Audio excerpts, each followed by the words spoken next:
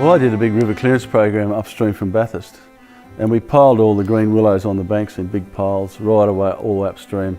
And then, because I'd taken all the habitat out of the riverbank, the tortoises, the lizards, the birds, the snakes and the insects and spiders had all gone into these piles, as you would. And then we set them alight in winter. So we had a biodiversity bonfire all the way up the creek. So not only did we take the habitat out by taking the willows out, to seal their fate, we just burnt everything and cremated all the animals. It was the only habitat left, and I thought, this is insane. There can't be any science that justifies this. So at that point I said, let's just stop taking willows out until we know what we're doing, because we clearly don't know what we're doing.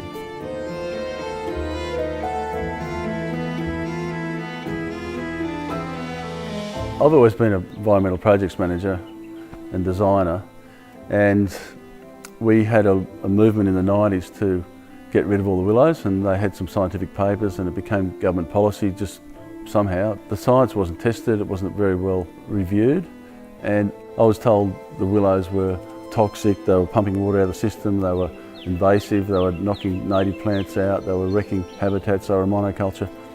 All that seemed true at the time, but that was really with half the knowledge on each topic.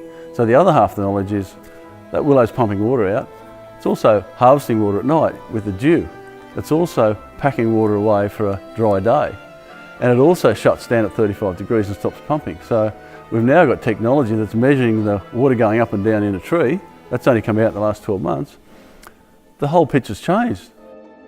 The willow is actually a water conditioner and storer and manager. It's a management plant. It's not just an open cycle pump.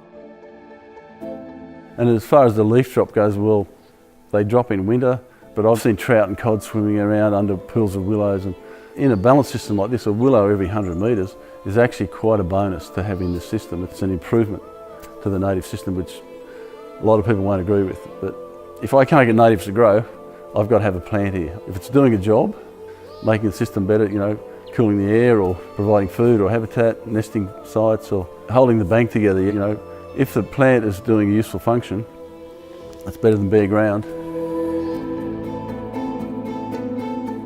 Unfortunately, there's a lot of NGOs and well-meaning people, they're still ripping willows out and mindlessly going on because the funding is available for it and the funding priorities need to change. If you keep giving people money to do this and they become dependent on the money, well, they'll keep doing it. You know, so you've got to change the source and change the boxes and have ticking different boxes.